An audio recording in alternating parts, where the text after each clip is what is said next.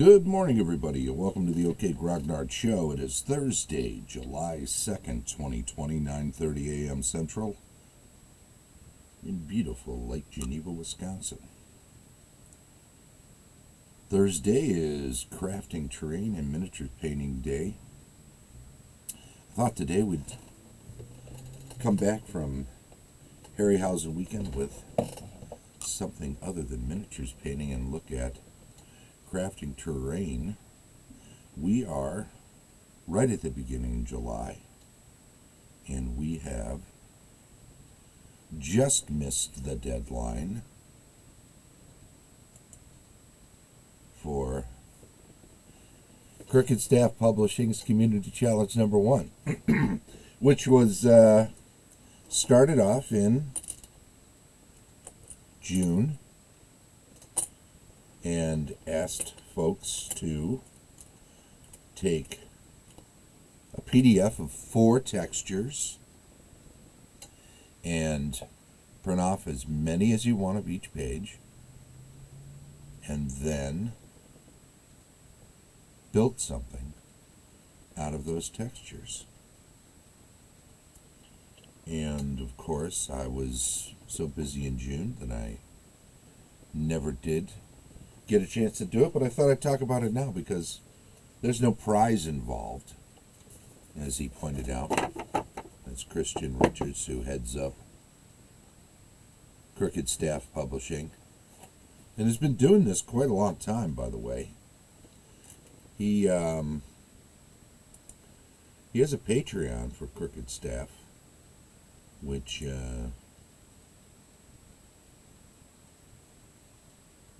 is pretty cool, because I think almost everything he puts up on Drive-Thru RPG has always been pay what you want. He's one of the few people that I've seen who does that in a way that makes sense, if you will.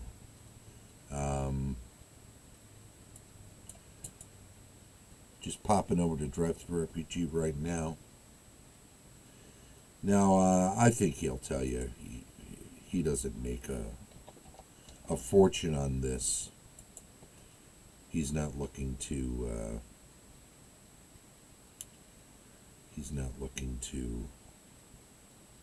break the bank. He's not looking to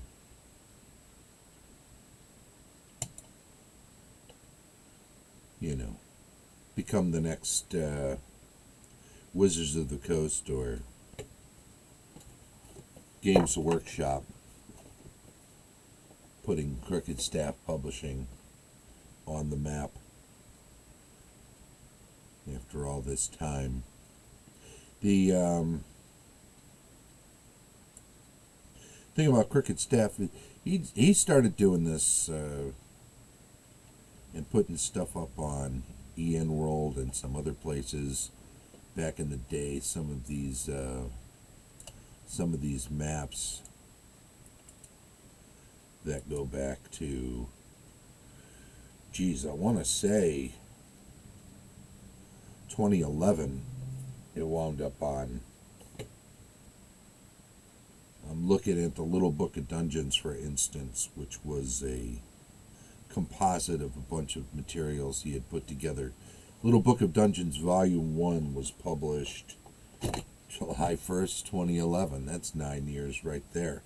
I don't know if that's his first. It's probably not. But he's been around. He's been around a long time. And don't forget, he was doing this piecemeal on places way back before this was ever actually published and put up on Drive-Thru RPG. So his history, he started doing a few years ago, he picked up the banner of the 2.5D dungeon tile, right? So he took his his own style of making dungeons and put it to use, producing what everybody tends to call textures. Just something you print out, you clip out, you put it on a 2.5D tile. You know, it might be worth doing a quick look at a video of his that shows some of what we mean by that. I'm just going to pop this over here real quick, and then we're going to go to Crooked Staff. Let's go to one of his early YouTube videos. I haven't asked his permission, so we'll run this without sound just to be on the safe side. I don't think he'd mind, but nevertheless, let's not push it. Let me go back to one of the earlier ones that does a pretty simple 2.5D tile building basic dungeon. Here, this one will do. It's a 10-minute video, but we won't watch the whole thing, and I'll be talking over it anyway. There you go. Boy, that's loud. Alright. Probably picked up on some of that there, didn't you? Let me see. Let's make that big. Let's go with background display. Let's put me in front of it. There we go. Alright, so 2.5D Dungeon Episode 1. This video is it's one of the first ones that he did, and it kind of explains the whole process. Here's a corridor into a small room. There's a door there. There's a bunch of materials, table and chairs, a bunch of barrels and sacks, crates, some rubble in the corner. There's how a miniature fits on it. Notice how the walls don't go up. Notice how everything is pasted onto corrugated cardboard. Here's the breakdown of exactly how that goes. Let me back that up just for a second. Here we go. 2.5D dungeon system was pioneered by DM Scotty, and he's of glue stick crafting fame. He's got his own channel to check out on, and does all sorts of crazy, wonderful crafting, tabletop gaming crafting, and some other stuff. But he pioneered this 2.5D dungeon system, and it's since been taken up by a whole host of other channels, crafters and GMs, the most notable being the DMG Info, or DM Ginfo, as it's never pronounced.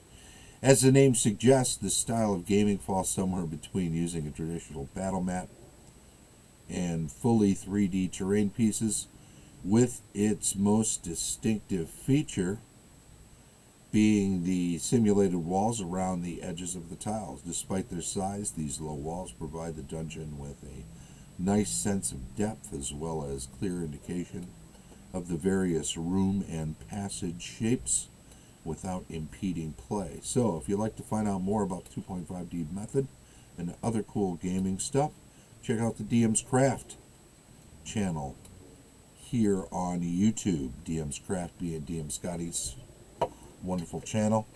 In a nutshell, though, you're printing out treatments, you're pasting them down. Good old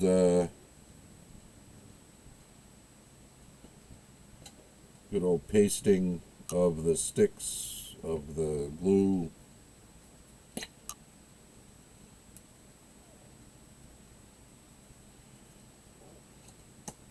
And you paste that stuff down to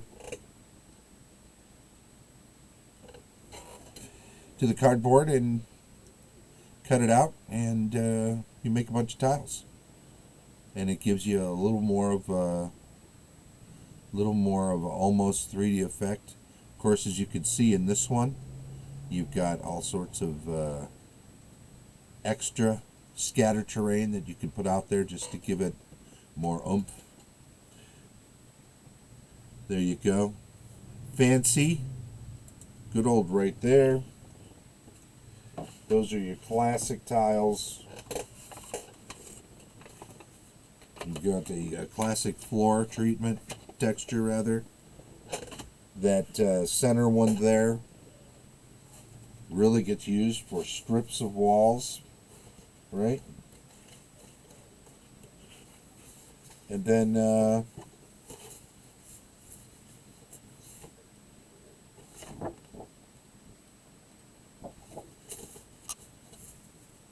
doors. And as long as you get doors and rooms, and what's nice about some of these, floor in particular, and the walls, certainly you could just print those out on a regular grayscale basis on a black and white printer. Doors, you probably want to get some color on the doors, but I don't know if it's necessary really. A door could be a gray door if you're really trying to keep it on the cheap, and that's fair enough. I got a local printer, and I don't know what they charge, 35 cents a, and you get it on card stock. You could just print it out on regular paper, print that stuff out. I prefer card stock. It's got a little more life to it. Now see what he's doing here. He's marking stuff rather easily. He gets the room shape that he needs, and then he has to mark off some extra space to put the wall on there. He's got to know where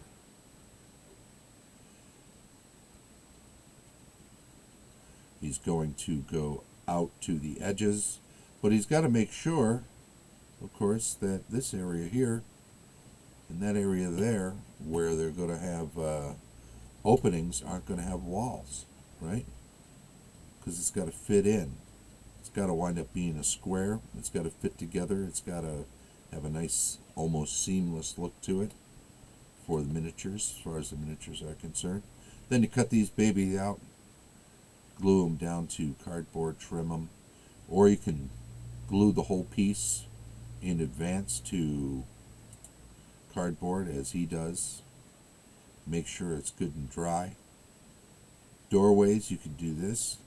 He prefers to use cardboard because, let's face it, it's inexpensive. It's a good way to go. He likes the double corrugated stuff. A lot of people will also use foam core, especially the black foam core, because it looks a little, maybe it looks a little cleaner, but that's a personal preference. We're going to zing along here. Glue stuff down. Make sure you let it dry. You don't want stuff peeling or shifting on the base material when you're cutting it out, because it'll wind up looking sloppy. Measure twice, cut once. That's always a good rule, whether you're a carpenter or a crafter. Notice how he's marking the backs of things. He's just using scissors, but you know, if you prefer using the X-Acto knife and it's handy, just go right ahead. Doesn't have to be perfect either. He likes to put glue on the bottom or on the base piece, as well as on the bottom of the piece he's gluing. You know, get both sides, get a nice stick. Again, make sure it dries nicely.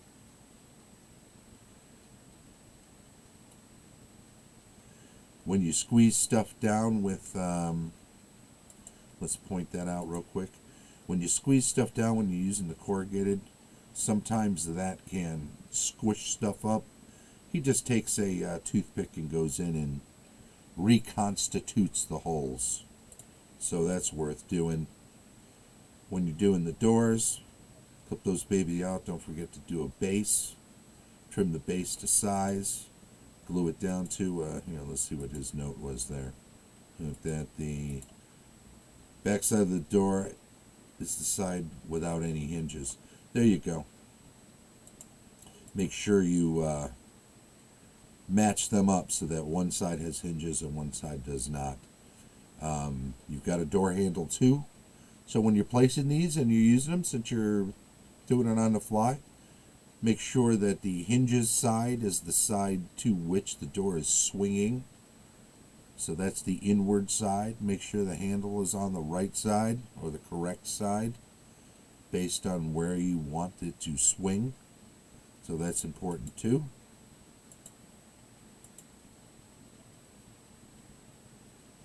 With the corrugated cardboard, it's easy enough to do something like that, and then you glue it down. I think he uses a glue stick gun. When you're doing edges like this, obviously a paste stick is not really going to do the full gluing there, so you got to get out the old hot glue gun, put it down, hold it in place, get it. You can eyeball it. It doesn't have to be measured. It doesn't have to be marked. It doesn't have to be exact or perfect. And when that gets set down into a space, as you can see, it fills up the space there. So there we go. We got ourselves a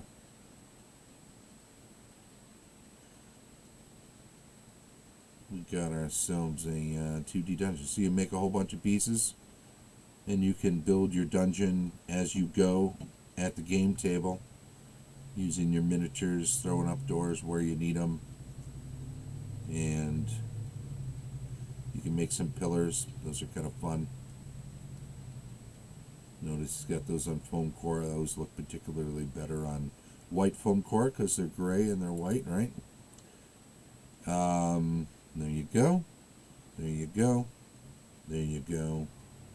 There you go. See what we got here. Whoop. Keep me in. Let's get rid of that. And then we can deal with that over there. So, taking a quick look at the... Hey, good morning, Lost Nomad. How you doing? Sorry I didn't see you there. I had the chat covered up with another window. It's a faux pas. Anyway, taking a quick look at what we got for... Let me make that a little bigger, right? What do we got here? 4 pages. Take a quick look at each piece on there. We've got, we'll go right to the back.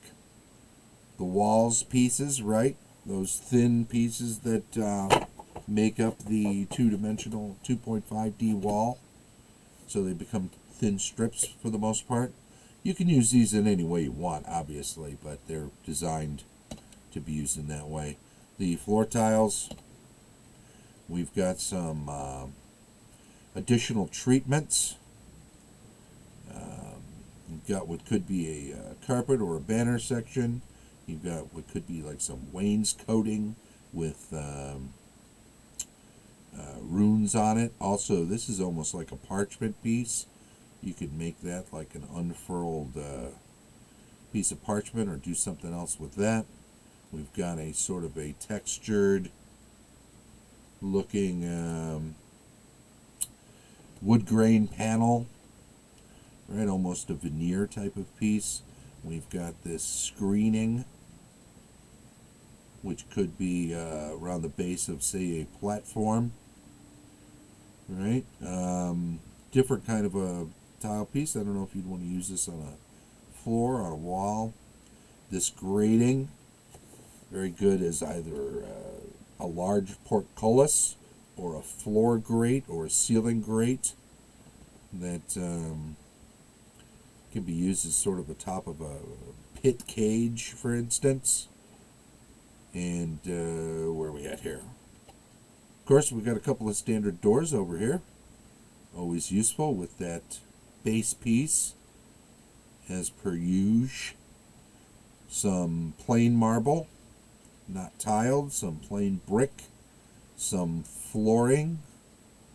Obviously, right? Because of the way it's laid out, although it could be the side of a ship, could be just about anything, but it's wooden with nails. And then we've got this sort of bricked off archways. You can use this to denote formerly open archways between two spaces that have been closed off. You could put treatments into those spots and cut them out. You could open them all up and make do any number of things, but you can make like an aqueduct, sidings for an aqueduct or something like that. A lot of different things that could be done. Just kind of brainstorming here. In any event, what I've done is I've printed off 4 of the floor pieces, 4 of the thin wall pieces. Even if I don't use all these for this particular project, I can still use either one of those for future things, future projects. I just printed off 3 each of the door wall treatment and archway, or floor treatment, wall treatment. I guess there's some of both on there. And then the kind of unusual one, I just printed off 3 of those as well, with the tile, the grating, and the other odds and ends. So I took these over to print shop. Morning, Lex Fire. Mowing before it gets too hot. Yeah, I hear you, man. If you're going to be mowing the lawn in the summertime, do yourself a favor. Get out there in the early morning. Well, as early as your neighborhood doesn't mind. Don't forget, if you start at 5 in the morning, you're probably going to get a few words of advice from a neighbor, let us say. So, treat your neighborhood nicely, especially with how much time you're spending at home these days. You don't want to be in good graces with people. So we've got all these pieces. I think we're looking good, ready to go with those. I think we can expect something to come of this. Maybe we'll probably just build something up and then show it off next week. He does the crafting videos. I don't think anybody wants to watch me working my way through the building process on something like this. I'm not even sure the painting videos are all that exciting for... maybe they're good for streams.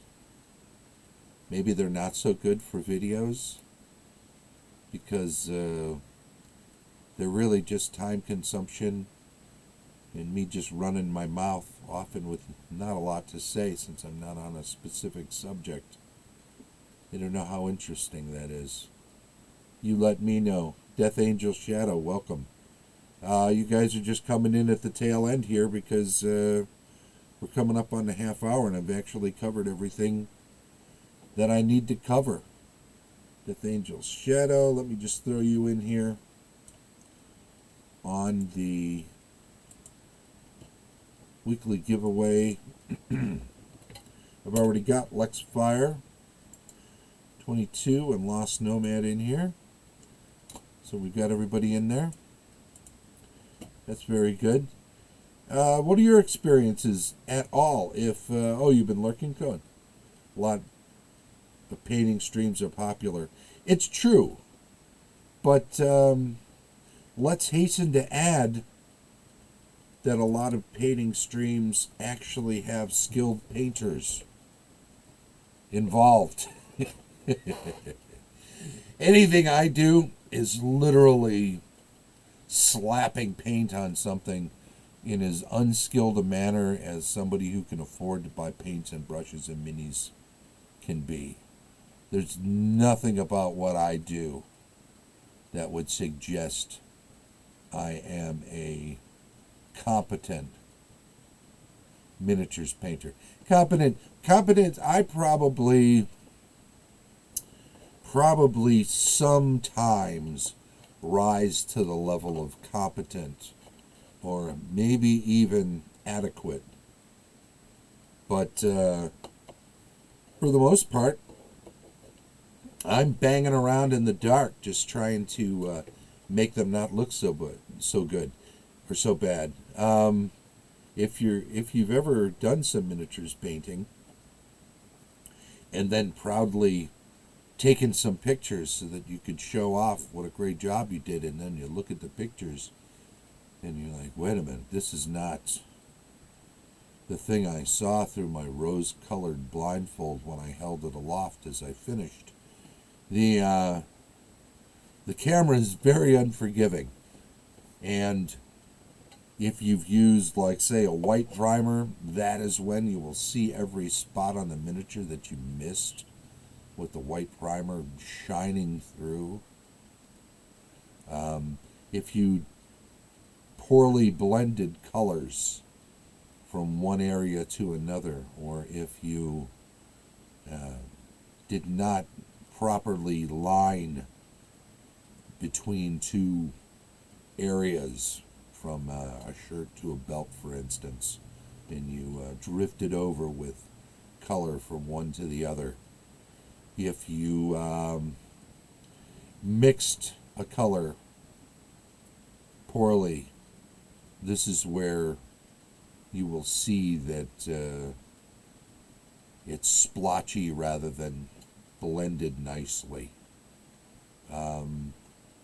Taking a picture of a finished miniature will also be the beginning of a love-hate relationship with painting miniatures that will last a lifetime. So I do recommend it. I'm just thinking from the standpoint of an audience watching somebody.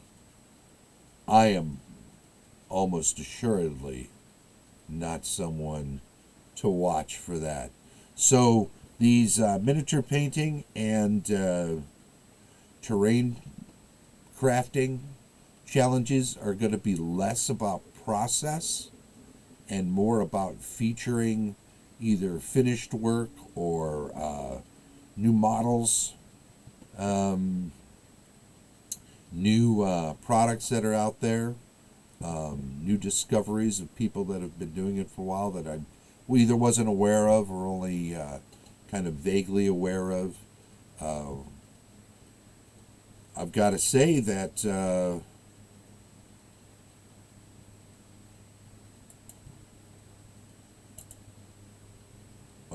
there we go. Let's put that up there. And let's get rid of that. Here we go. So, Crooked Staff Publishing. I've been aware of them. I've been aware of Christian Richards and his work since his early days of just putting out a few tiles here or there and kind of getting his toe in the water. And I've always admired the work that he's done as far as the aesthetic of it. It always looked good. It always looked like it would translate nicely to the table. I've printed out tiles of his in the past, just on cardstock, and clipped them out and used them on the table. Sometimes what I used to do, if there was a particularly fancy room, I would clip out a room. I would make a room. Then I would just drop it onto the battle mat, because I was generally a battle mat and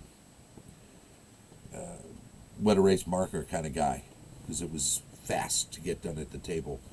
But drawing big rooms always slows it down and can take the take the pace, take the excitement out of a moment. So having something like this, creating a room, printing out a room that you can just drop at the end of a hallway on something like that, or putting together these 2D tiles and having them stacked up and handy nearby, so you can throw them out there quickly rather than draw a bunch of stuff. It certainly looks a lot better than just drawing on a battle mat. As far as visuals are concerned for the game, and gets the players excited, and that's a good thing. But check out Crooked Staff Publishing. Like I say, the stuff on Drive-Thru RPG, it's pay what you want. Just pop a 0 in there, check something out, see how you like it. If you wind up using this stuff, go back and buy it, quote unquote, again, so that you can throw a buck or something. All of these things he's got suggested, they're all really low. You're not going to break your bank paying for a few of these things. And if you really like what he does too, then go over to his Patreon. Go to his webpage. You'll find a link to his Patreon from there, and become a supporter, a monthly supporter. A few bucks, $5, $10, whatever, and jump in there and help him out. Help him help you. That's the thing, right? Anyhow, I want to remind people that we do have the OS Zine still coming up. We're working away on that. We're looking into ways to maybe do a print version of it. I've kind of been...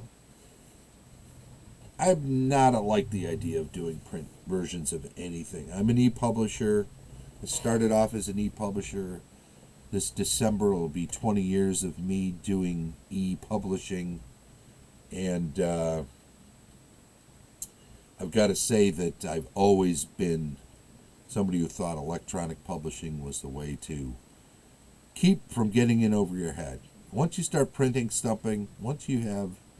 Because, I come from a kind of a literary background, and I know so many people that did the vanity press thing for their first book because it was the only available way to do something, and that is they pay to have somebody publish their first novel, whatever. And now they've got, a couple of boxes full of their great American novels sitting in a closet or in a crawl space or in an attic somewhere, because either it wasn't that good, or it just never got marketed right, or for some reason didn't get into people's hands. Maybe the author is a great author, but just horrible as a distributor, and can't get that book out. So, if you're going to go that route, even in game publishing, you've got to make sure you don't want to lose money on a hobby like that, right? Not in that way. I mean, it's one thing to buy some cool stuff that you never get around to actually using, but you don't want to be that guy that has stacks and stacks of books that you've published as your dream, because every time you look at that stack of books, you're going to be thinking that you did the wrong thing, and you could have been using that money to put more diapers on your baby, or put it into the college fund for the kid that's growing up. Never want to be in that position. You grow to hate your hobby, and you don't want to do that either. You don't want to hate gaming. That would be horrible. Anywho, there is a very inexpensive way to a few inexpensive ways to do small print runs of stuff like this. So it may be I'm going to explore that. Maybe I'll put it out as PDF and let that pay for the printing. I don't know. I got to figure it out. We'll look into it. Don't forget the schedule. Tomorrow we're going to be building adventures in a virtual tabletop way. Saturday, DM cartoon reviews, a DM perspective on Hobbs shows up in before closing. Nicely done. We're looking at the 5th episode, I think, this week. Then we're getting back to the Conan the Adventurer animated cartoon series. We keep the volume off so that we're not so we can keep it fair use as we do our DM perspective review of the visuals, and we talk a little bit about the story because I've checked out what it is beforehand. Kind of fill you in as we go. Rules retrospective on Sunday. I don't know where we're going with this one. We finished up the DM Prada thing, and we did Harryhausen last Sunday, so we've got to blaze a new trail with the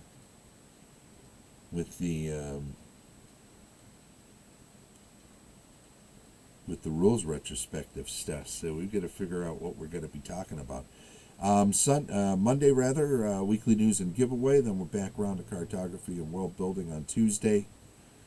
Campaign discussion, mostly about the Grimbald setting, my own setting on Wednesday, and then crafting and painting again.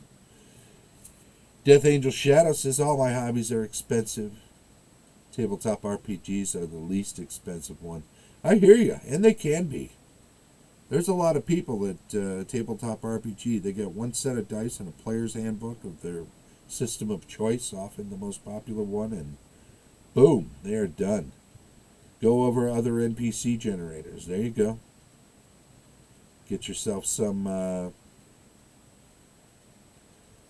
NPCs set up for your game quickly and easily. There are a lot of generators online. I should do a whole show just on the various links for generators that I've collected, and just talk about each one of them and show them off. I have a dice addiction, though. There you go. Yeah, see, a lot of people are like that. You can't eat just one. Once you start collecting dice, you feel like, oh, there's a set I don't have. Oh, look at the colors on those. So it's easy. It's easy to let them pile up for sure. I want to thank everybody who's following the channel and who's taken a chance to chime in on the stream chat while you're here. I appreciate that. When you do that, we add you to a list. You're automatically added in for the weekly drawing. We'll be giving away a badge for Virtual Game Con. What happens, it's normally the first weekend of November, and we'll have to check the exact dates. It's a few months away.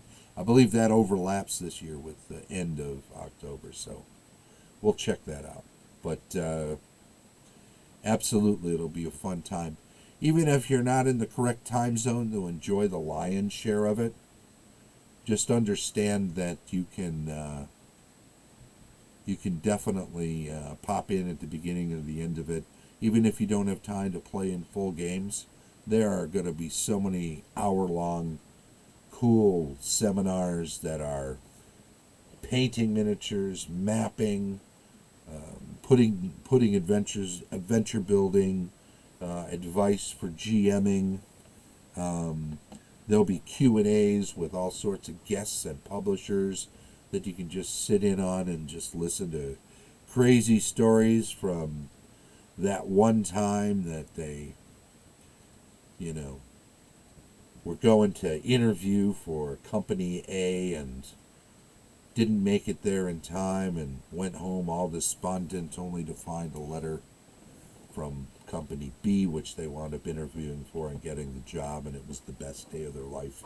So, I'm just making crap up now. So let's also say to you on YouTube, if you're following us that way or watching shows that way, thank you very much for doing that, and don't forget to subscribe to the channel so you get updates on when we put up new episodes. I want to thank you there, and also click the old like button. Make a comment about what you think or ways to improve the show if you like, or just comment on things you like that you want to see more of. Appreciate that too. All right, everybody. It's going to be a hot Thursday here in Lake Geneva, so if you're in this area, stay hydrated. Do what the smart people are doing and leave the lawn mowing until tomorrow, early in the morning when it's cooler.